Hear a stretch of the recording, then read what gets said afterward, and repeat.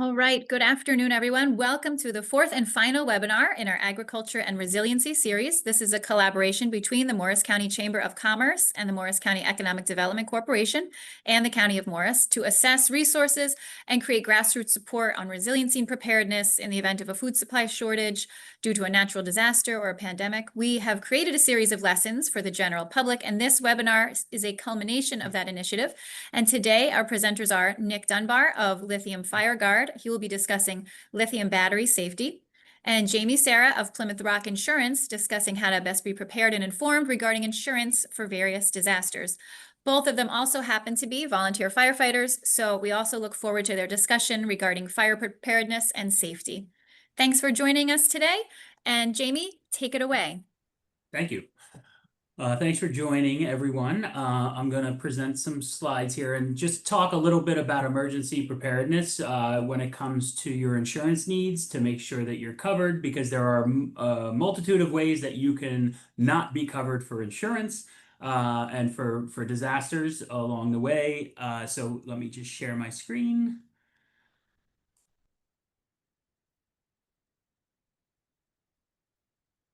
All right.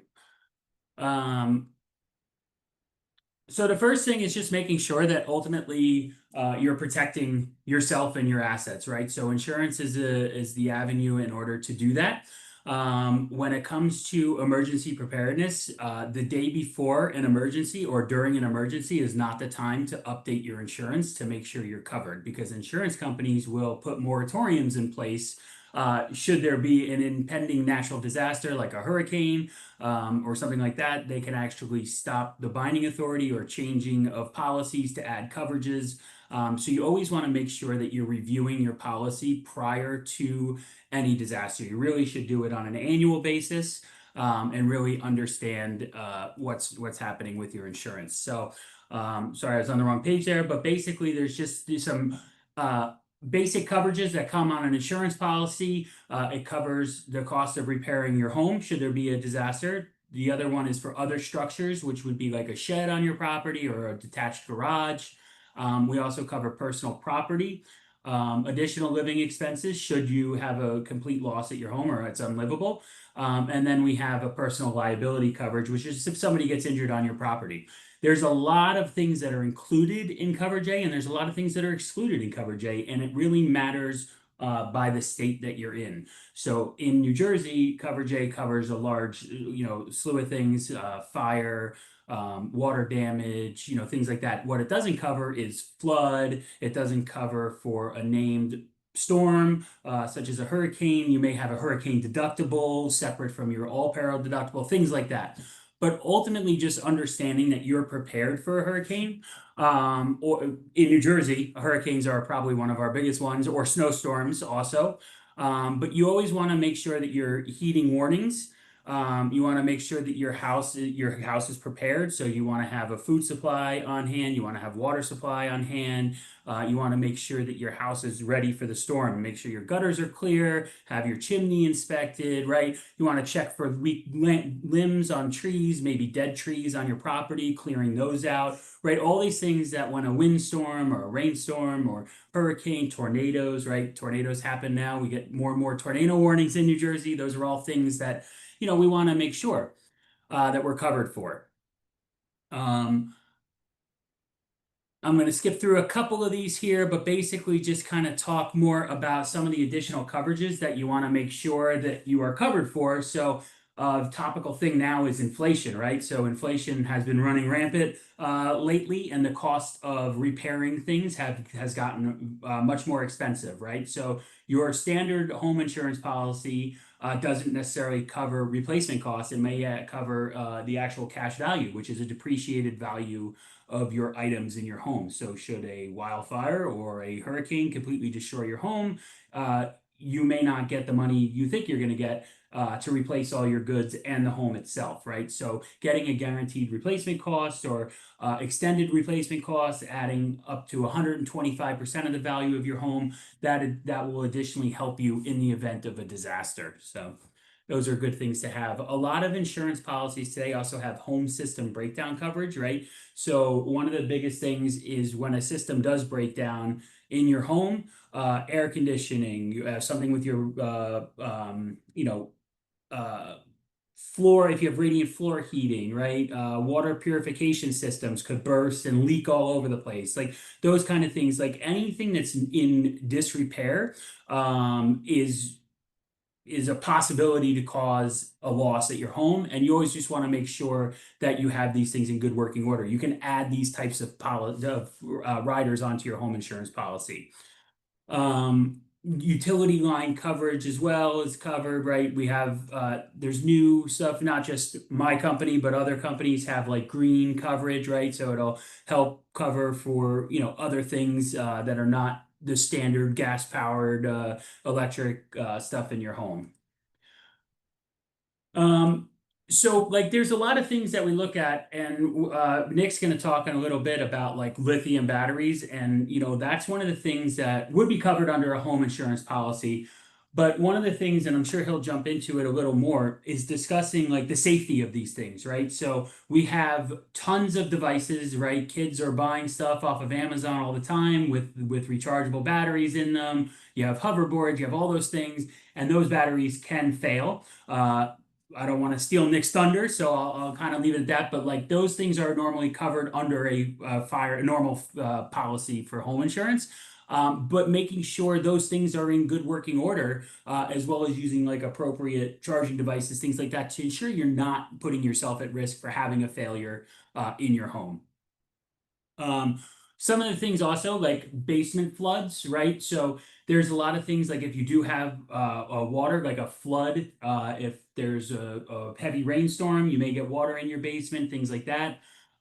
There's tons of things to worry about, right? Did it reach your electrical panel? Has it gone over your pilot light on your furnace, right? If once that water recedes, if that gas pilot light is out, you could have gas leaking into your home.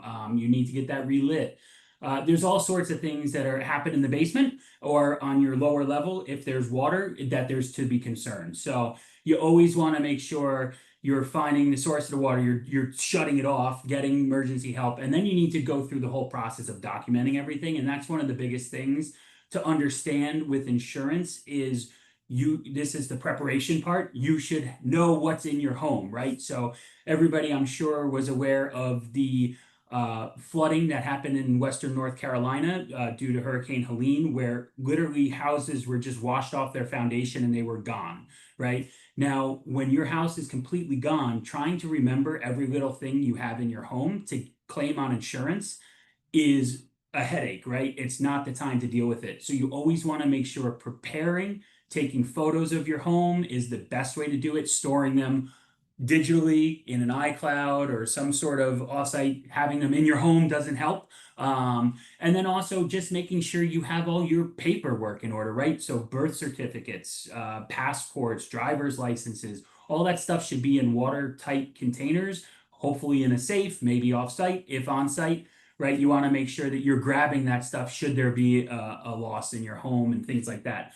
You always want to take that stuff with you unless your home is actively like on fire. Don't stop and grab anything, get out of your home. But if you're preparing for like an incoming storm or things like that, you always want to make sure you're prepared to leave. That's the biggest thing, preparation. I think that's the whole topic is here. So you always want to be prepared. You should never be caught off guard with any of these losses. In New Jersey specifically, or in the Northeast, we do deal with ice buildup on roofs. When gutters get clogged, right, water can find its way to seep into homes. That can cause all sorts of problems, from electrical fires to shorting out equipment to ruining your roof to ruining the subroof to, a whole slew of things. So it's always understanding that you're clearing, or trying to maintain proper, ways for water to get off of your roof and hopefully not damage stuff. I can skip how to find a good contractor, but you always want to make sure that you're finding an insured contractor to do the work, who's professional, will show up, will not hide, costs from you or things like that, gives you, set times to get things done. Always check credentials, things like that, but that's always good.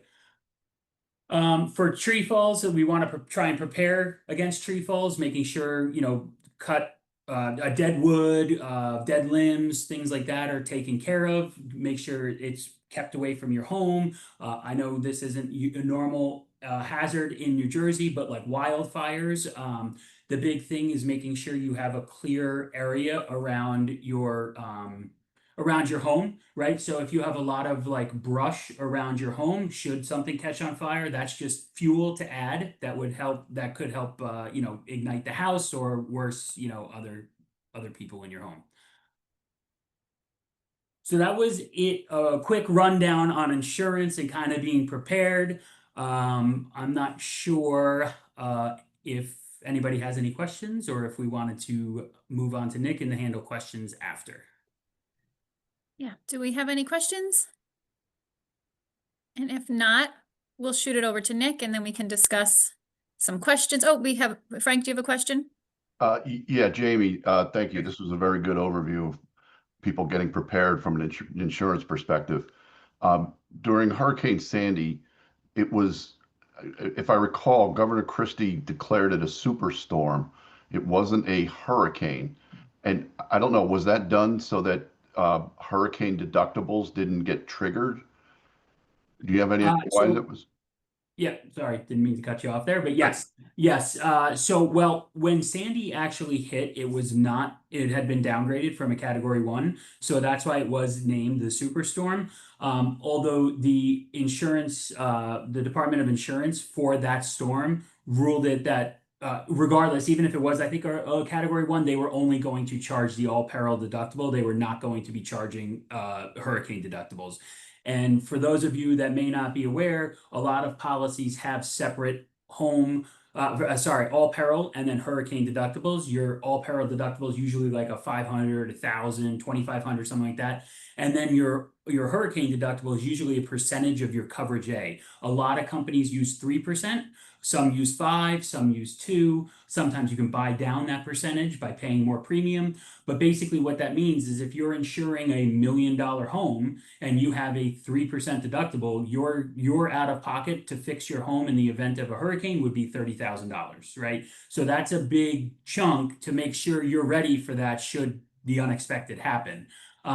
With that said, during a natural disaster like Superstorm Sandy, FEMA is involved as well, right? And FEMA has a whole nother slew of funds that they have available to homeowners and business owners and such to help alleviate some of the stuff that insurance won't cover, such as like rising tidal waters and things like that. So a lot of things we saw during Superstorm Sandy was flood, right? And it was tidal flood, and that is not covered under your home insurance policy, right? That is covered under a flood policy. So that also, becomes a big thing of who's covered for what. And I know personally a friend of mine who was not in a flood zone, right? They were in flood zone, whatever it is, X or the least one, right? That never floods. She got water in her basement and they ruled it moving, it was moving water from a creek that overflowed, and they denied her claim. Right. And she didn't have flood insurance because she's not in a flood zone. So, like, these are things you always need to think about. Like, it can happen, right? It could absolutely happen. And that storm was a perfect example of making sure you're prepared. Thank you. Great. Thanks, Jamie. Great presentation. Nick, we'll have you present next on lithium battery safety and what we can do to make ourselves more prepared and safe. Great, thanks, Jamie. Um, so, you know, piggybacking off Jamie's a little bit, preparedness is a huge part of that. The other piece for lithium batteries is awareness. We have the company I work with, we have a lithium battery containment device, and what I've learned is there's a huge spectrum of awareness when it comes to lithium batteries. So you've got a lot of people don't even know what lithium batteries are. They're rechargeable batteries. So we'll get right into it. Rechargeable battery that uses a lithium ions to store and release energy. It's the most popular rechargeable battery chemistry today, powering devices like phones, laptops, electric vehicles. Unlike some older battery technologies, lithium-ion batteries have a high energy density, meaning they can store more energy for their size and weight. Some examples of devices powered by lithium batteries: cell phones, laptops, vape pens, electric vehicles, e-bikes, flashlights, drones, C-bobs, electric scooters, your earbuds. You even see them in, some of those kids' books that when you push on the cow goes moo. I think a lot of people don't realize how prevalent that these batteries are in our everyday life.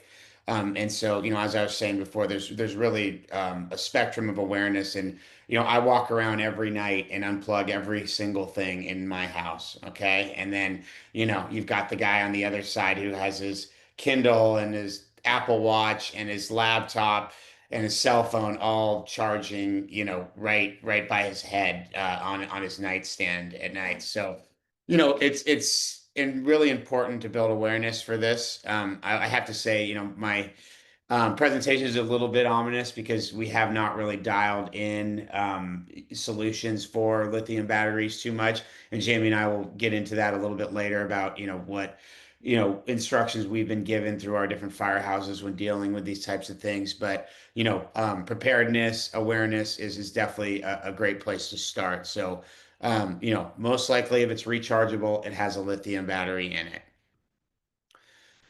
Here again is, another diagram of some of the different lithium batteries. And then this was taken from, I was at a presentation last year at a burn facility. It's like a $10 million facility in Cincinnati where they build different products to test, containment.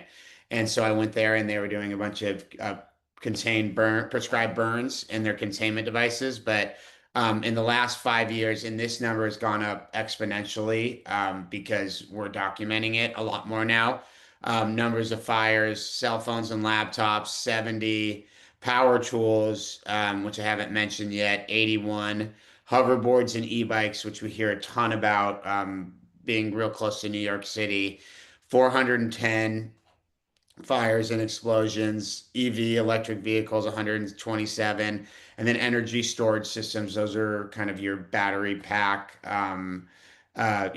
portable chargers that you charge up and then you use them to charge your other devices. What causes these batteries to be super dangerous is a process called thermal runaway.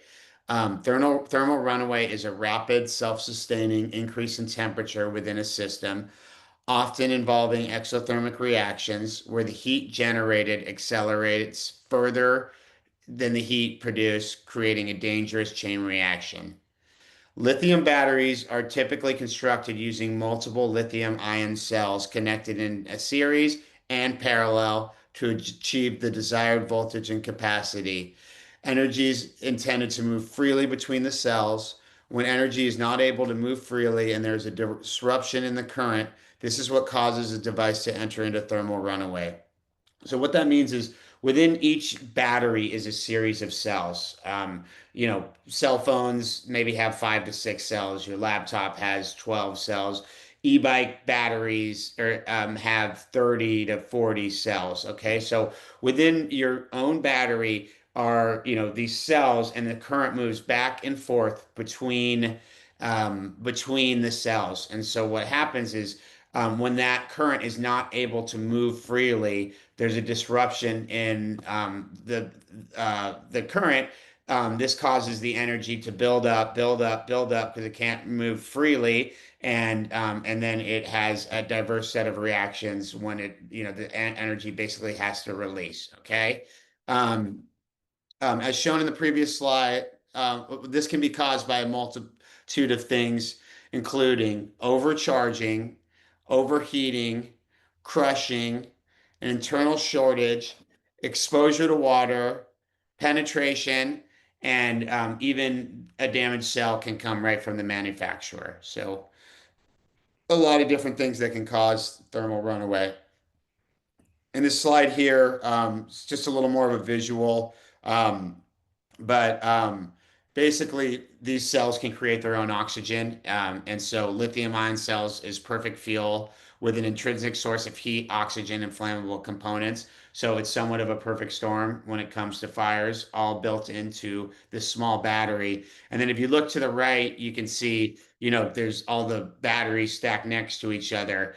If one battery is warm, it can propagate to the next battery. So this is why we're having so many issues extinguishing them, is because we can extinguish one of the cells, but if another one of the cell is warm, it can ignite all the cells, within that battery. Okay, and so that's what makes these super dangerous. And stranded energy can, even a month after initial ignition, you can have a battery reignite because of a cell, because of the multiple cells inside the battery. So this is where we hear stories of like the dumps in recycling areas catching on fire. Is they've thrown their lithium battery device away. Maybe they soaked it in water, as you're supposed to, for 2 days, and then it reignites later at the dump.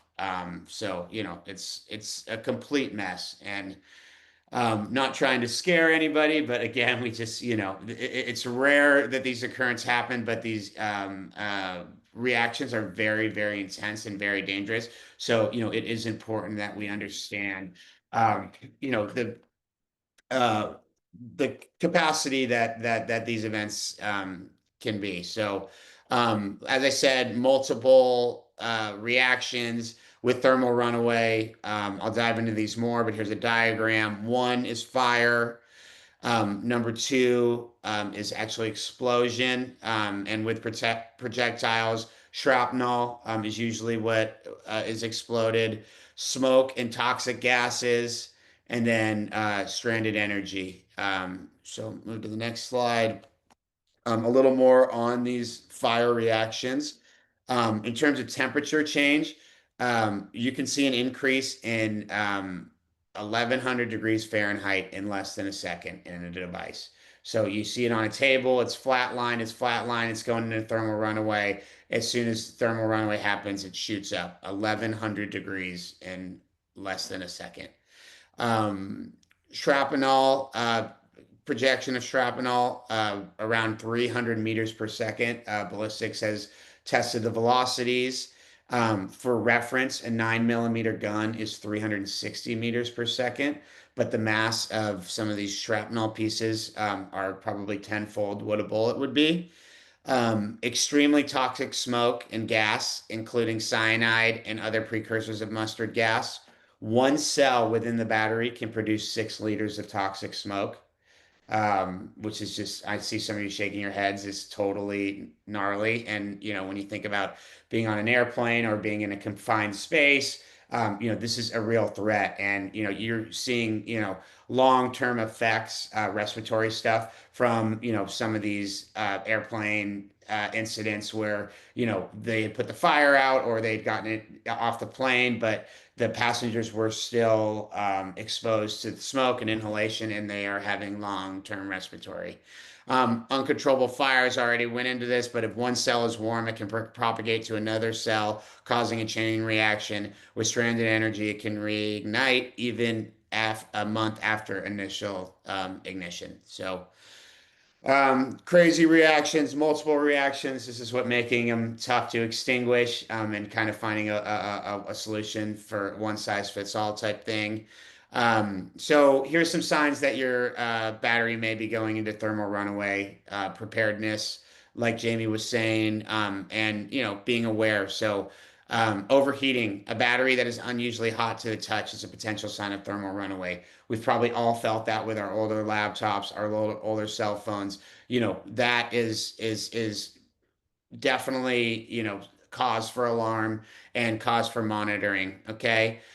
Swelling or bulging. If the battery appears to be swollen or bulging, it's a clear indication that the internal components are expanding due to heat and pressure. Maybe you have or have not seen that.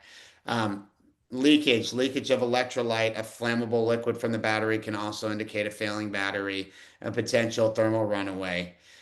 These are further along the thermal runaway, spectrum here. Smoker fumes. If smoke or flammable fumes are emitted from the battery, it's a serious warning sign that thermal runaway has already begun, clearly. Hissing, cracking, or popping sounds. These sounds can be indicative of internal pressure building with the battery. Odors, an unusual or strong odor, such as a rotten egg smell, can be the sign of gas beginning to be released from the battery. So, important here is to be monitoring things.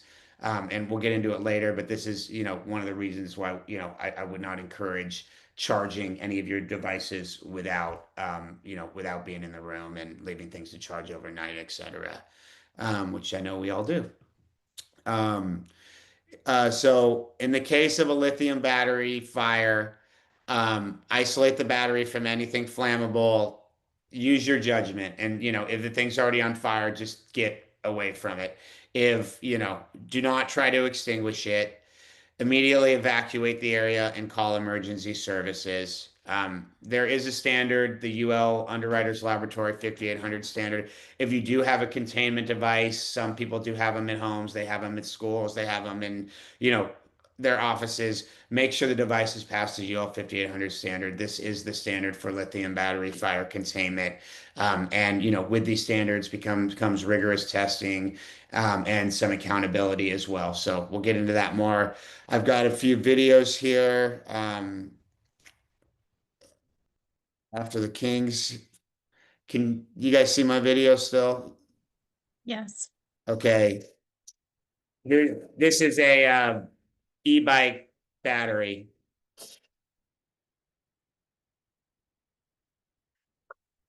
You can hear I don't think you can hear the volume, but it starts popping. You can see as it starts moving from cell to cell, it's ejecting flames, it's ejecting shrapnel.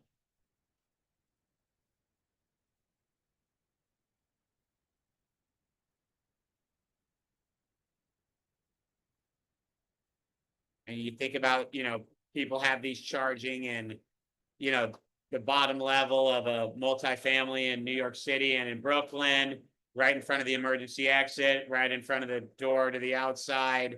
This is why this is a serious issue. Look at the smoke coming off of it. Extremely toxic, poisonous smoke. This is real life what these fires look like.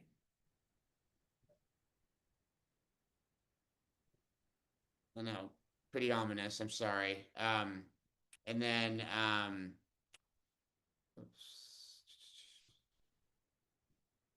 here is the FAA has been testing some of the lithium containment bags that are on airplanes. Here is one, not UL approved.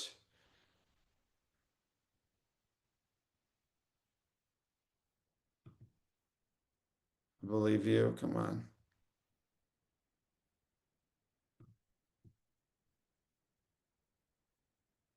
I'll try launching it from here.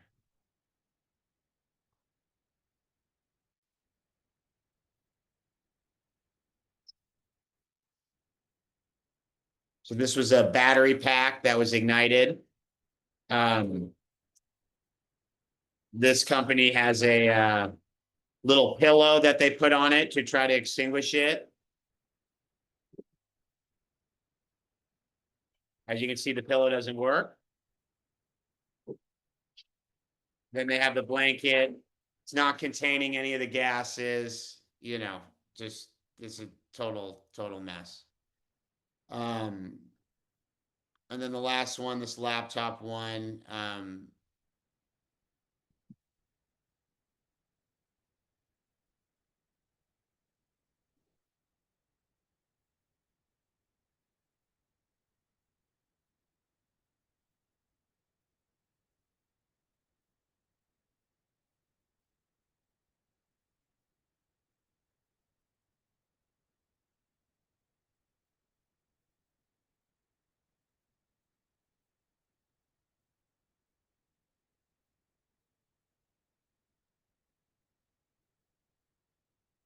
okay, so if that's not enough to show you to to not keep your cell phone or your laptop charging at night, I don't know what is. And that again is just an awareness piece. I mean, people, they don't realize that. And, they're making chargers nowadays that charge so much faster than they used to. Leaving your phone charged all the time, overcharging it, leaving your laptop plugged in all the time is detrimental to the battery as well. And it's just habitual, and it's, the awareness piece is what's key to this, so that people understand that that this is what could happen. And learning this is going to keep your device safe and last longer, and also mitigate the potential risk for some of these some of these catastrophic lithium battery fires. Underwriter Laboratory 5800, the UL standard. This is the standard for safety for battery fire containment products, which independently confirms that fire containment products meet rigorous testing and certification requirements. The evaluation process consists of a three-part test series to confirm eligibility for product certification. This testing process is based on research and data developed by UL in conjunction with stakeholders within the aviation industry and the FAA. The standard, published in 2020, helps manufacturers of fire containment products verify the safety and effectiveness of their products. I want to repeat that. Helps manufacturers of fire containment products verify the safety and effectiveness of their products. This is vital. New York is making a big push right now, they have, and I'll get into it, but they have the battery trade-in project. And that is because there are all sorts of batteries that are on the market that are not certified, that they are not UL approved, they've not held to any standard. And these are the types of batteries that are more susceptible to going into thermal runaway, and therefore there's a big push for certifications, for standards with these types of products. Proper lithium ion battery disposal. Don't just throw them in the trash. Uh, Lithium ion batteries and electronics. Send electronic devices containing lithium ion batteries to certified electronics recyclers, participating retailers and recyclers in electronics take back services, or contact your local solid waste or household hazardous waste collection program for more options. Lithium ion batteries that are easily separated from the product, like a power tool. Separate them, find a recycling location near you to properly dispose of lithium ion batteries. Two resources to find a recycler are the Earth 911 database and the Call to Recycle. Handling precautions: place each battery or device containing a battery in a separate plastic bag. Place non-conductive tape, electrical tape, over the battery's terminals. If the battery becomes damaged, contact the battery or device manufacturer for specific handling information. Even used batteries can have enough energy to endure or start fires. Not all batteries are removable or serviceable by the user. Heed battery and product markings regarding safety and use. A little bit about the New York City recycling plan. This has been going on the last year. The e-bike fires have been completely out of control in New York. In this rural area, we don't have to worry about it as much, but I do know there's people with e-bikes, and it's worth being conscious of. And if you're going out to the city and you want to pick up one of those bikes off the ground that's been trashed and ride it around for a little bit, it's worth having some of this knowledge. So this program was launched in 2024. It was mostly for food delivery workers in New York City to trade in unsafe e-bikes and batteries for certified replacements. The lithium ion battery trade-in program, the NYC Council approved a bill to establish a trade-in program for lithium ion batteries and mobility devices that don't meet the standards. This is what I was talking about, uncertified batteries. The program aims to reduce the risk of fires and explosions from lithium ion batteries with safer replacements at a reduced or no cost. And this program is particularly focused on supporting food delivery workers. Safe disposal. Again, all programs emphasize the importance of proper battery disposal and recycling to protect the people and the environment. Out of e-bikes into aviation. Aviation is kind of the sphere that I mostly focus on within my team. The FAA has reported almost a 400% increase in lithium battery fire incidents since 2015. They're now reporting 2 a week on commercial aircraft within the United States. 2 incidents a week of lithium battery issues, and that is just what's being reported. They have new, I'm sure you're hearing they've updated all of their, uh, safety guidelines that at the beginning of your flight and all that. Hammering no lithium batteries in your check bag. That's because they don't want these batteries under the plane. If there's an issue, they want to make sure they're up above so they can deal with them.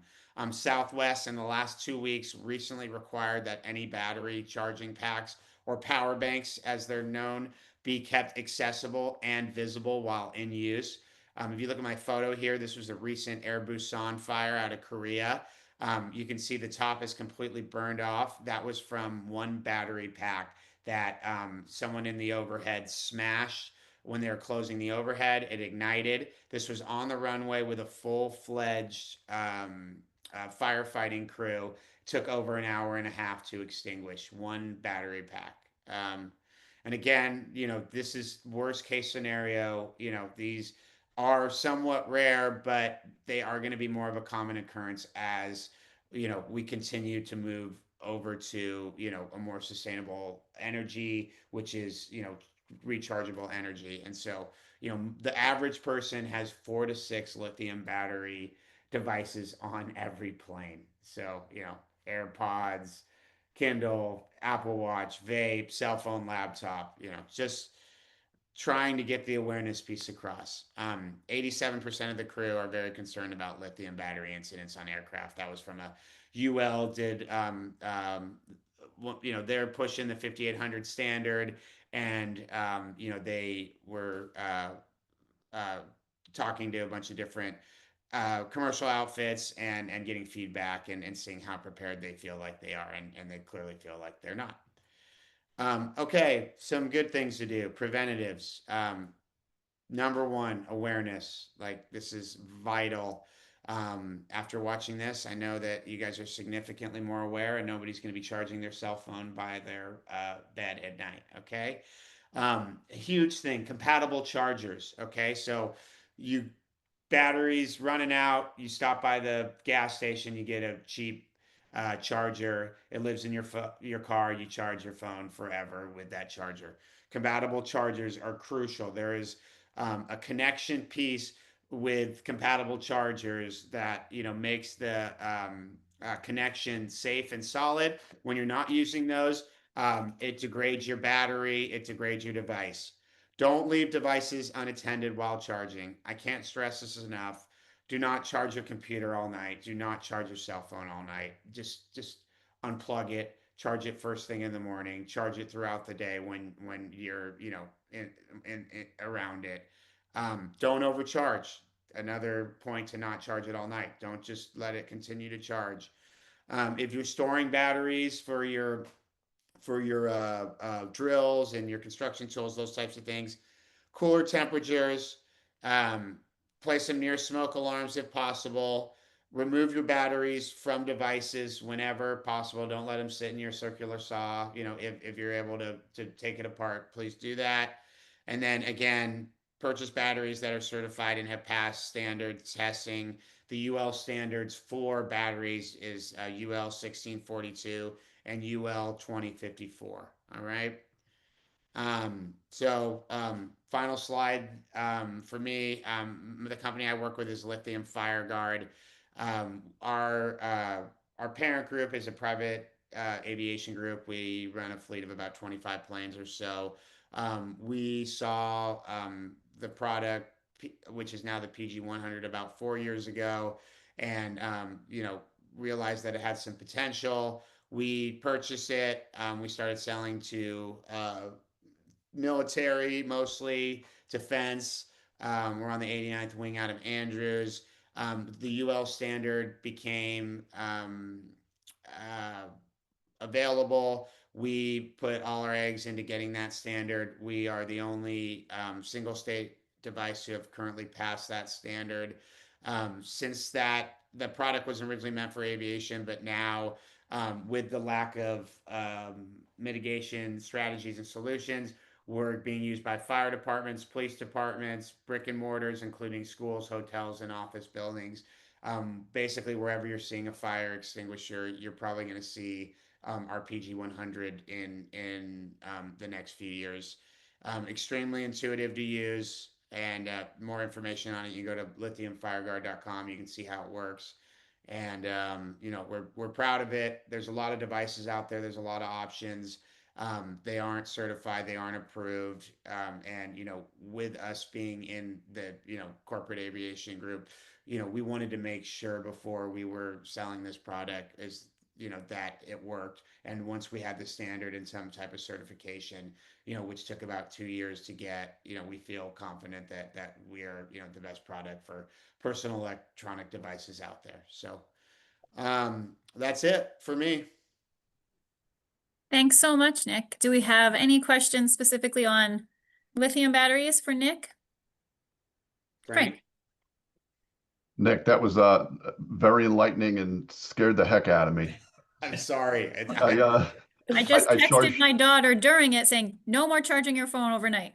That's It's I had important. that. It's That's what important. that's exactly what I do, Brittany, every night. It's Now I it's won't. habitual. You just plug it in. And right now there's a TikTok trend going through the schools with the Chromebooks where the kids have learned that they can ignite their laptops on fire. Jamie's shaking his head. I'm sure Yep. he's heard of it.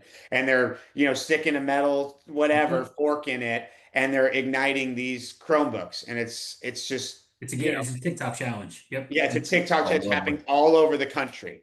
Wow. The days of playing with Bunsen burners and burning things in class is over. Now they're lighting things on fire with their We long for lithium-ion those batteries. days now, Jamie. Go ahead, Frank. I just, for the general public watching this, the Morris County Municipal Utilities Authority has a permanent household hazardous waste facility in Mount Olive. So if you ever have your batteries or any other hazardous waste, you can schedule an appointment and take it there for proper disposal. So it's a really nice service, that's for all kinds of hazardous waste, not just lithium batteries. Uh, but Nick, I just keep hearing more and more about fires on airplanes. What is it? Is the FAA not requiring yet any type of containment device for So lithium? the FAA does not want to endorse a product because liability comes with that, right? And you know, we have lobbyists in you know, DC that are trying to work with the FAA, and you know, they do not want to endorse a product, and we're like, great, we'll endorse a standard, okay? Like you don't have to endorse a product, but you know, why don't you have a standard for it? And you know, there was a program called I just pull up my notes. The Lithium Battery Air Safety Committee. Okay. And this was a government program with UL, Underwriters Laboratory, the FAA, and a committee of like battery experts from all over the world. And they were putting together information on, you know, guidelines for lithium battery safety. They were about to submit that to Congress about a month ago, with, you know, guidelines for, you know, their guidelines, which was going to be, you know, advocating for the UL 5800 standard, as well as just like a big education awareness program. And, you know, obviously, you know, we've had some shifts in, you know, administration, and some of the safety stuff has been cut. It got cut right before it went to Congress. Okay. And so right now, UL is going to, they're using their publicity team and they're going to release all of this. And so we're expecting in the next 2 to 3 weeks that this is all going to be coming out. And hopefully, you know, news is so interesting. I work a lot with, you know, as my game is basically awareness. Like, you know, as you guys all see, like you're going to make shifts in your daily habits and you're going to have conversations with your children and partners and things like that. So, you know, like, you know, a big, you know, and I'm sales, you know, a big part of my job is, you know, I reach out to news broadcasters whenever there's a story, and you know, you never know what's actually going to catch. It's tough because we're so inundated with news, and the news is now become a little bit of like a circus and somewhat of a reality TV show. And there was a huge fire on American Airlines. I had a friend that was on it. She wanted to talk to the news. She was actually a pretty big TikTok star. And then 6 hours after that plane flight, there was an attempted assassination, right? And so everything was out the window there. So we feel very strongly that in a couple weeks when this comes out, because of all the awareness that is building in around this in aviation, that this is going to get out. UPS had a plane about 15 years ago, UPS Airline 6. It was a cargo flight, and they had a lithium battery fire in the back of the plane, and it killed everybody on board. They crashed, and they have a whole team dedicated to lithium battery safety, and they just onboarded RPG 100 for their whole fleet, 300 planes. And so, it's not an easy lift, because you think of someone like United, they have 750 planes. They're going to have 2 or 3 devices on every plane. They've got to retrain all of their in-flight staff. I mean, it is a heavy lift. And you're absolutely right. Their conversation is, we understand that your product is superior. This is a risk versus cost analysis that we're dealing with. And, our boxes aren't cheap because they work. And, so when they've got to do a $20 million investment, plus a whole training, plus some retrofitting on the plane for where these devices are going to go, their response is, we know you have the best product. Until the FAA requires it, we're not going to do it, or until a plane goes down and it kills everybody on board. And then, so the other approach to it is building this awareness, and people like demanding, saying, like, hey, like, I'm not going to fly with these guys because I know that they don't have these safety measures implemented. I mean, it's like, it's a game.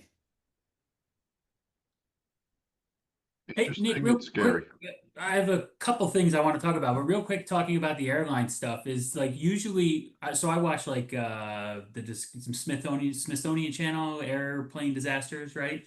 The NTSB makes recommendations at the end of every investigation to the authorities saying, "Hey, this is how we could have prevented this incident. Yeah. Might it be worthwhile going back to the NTSB director of that flight for FedEx or American and saying, hey, if we had instituted a program like this and have them add it to the report?" I'm just, Yeah, no, that's a great idea. And we have people that work with the oh, NTSB. yeah, I figured Absolutely. you Yeah. did. And you're totally spot on. And, it's just no, but like, it's just a liability game, Yeah, it's and reactive. that It's always insurance. I mean, reactive.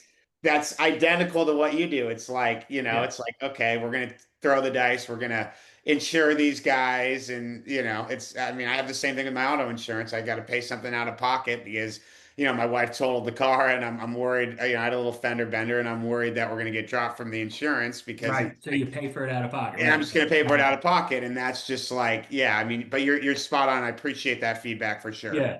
Yeah. So speaking of reactive and proactive, you made one mention of make sure you have stuff near fire alarms, right? So as a fireman, I can tell you the number one proactive way to save your life in your home is to make sure you have working smoke detectors, not just smoke detectors, working ones. So that's changing the battery if they have batteries still.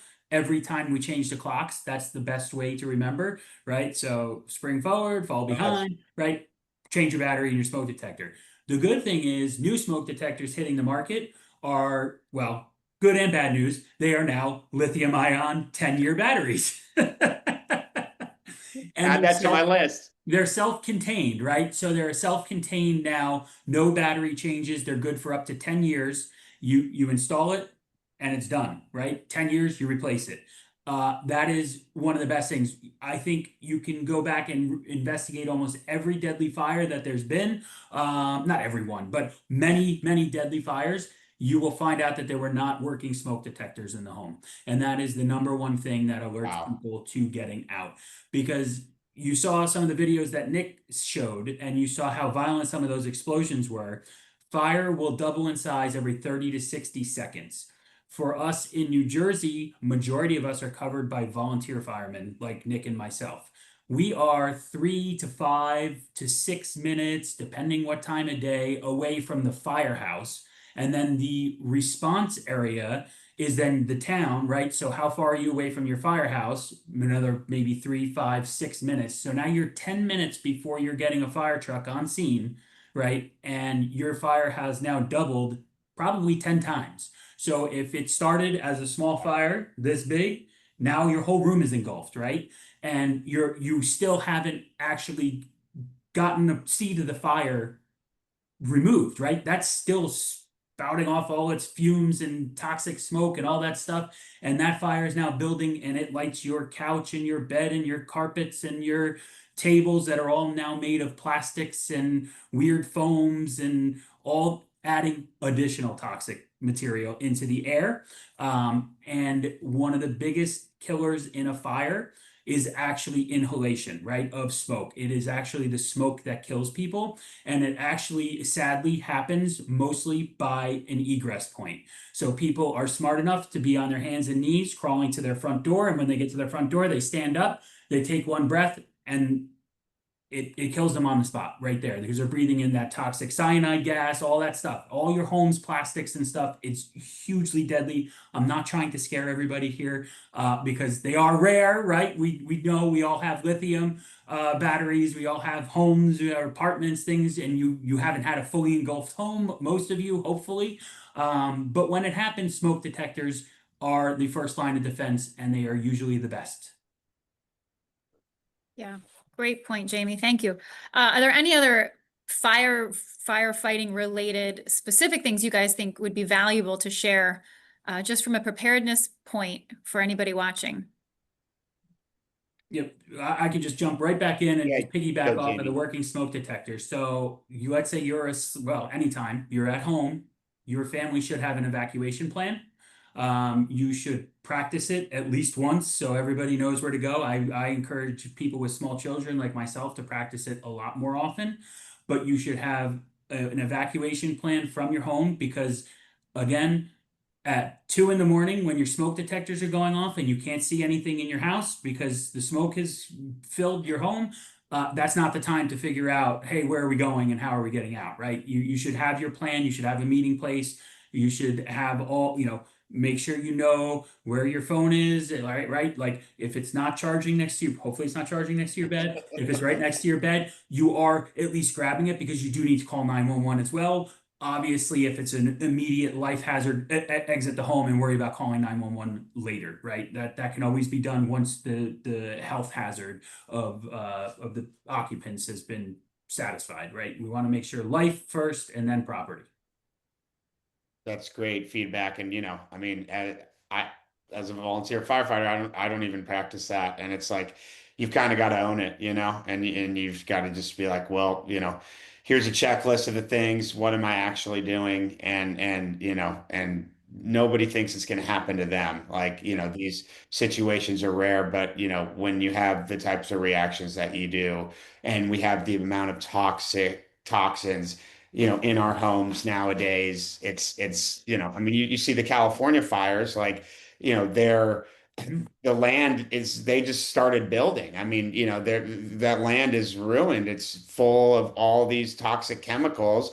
And, they're not doing proper soil testing and things like that because they just, they need to start moving forward. And, these are real considerations like when it comes to your health and especially for we're always introducing new products. I mean, that's what happened with the lithium batteries. It's like this works, and then all of a sudden we figure out that there's an issue, right? And that's like kind of how our society and a little bit of this this program that the EDC has been putting together is just to build awareness for a lot of these different things that we think are just sort of everyday concepts and materials and all these type of things, and having experts say, wait, no, you can't really, not to be like you can't trust, but you kind of not. You have to do your diligence. You can't listen to everything that you hear. You've really got to be your own advocate for these types of things.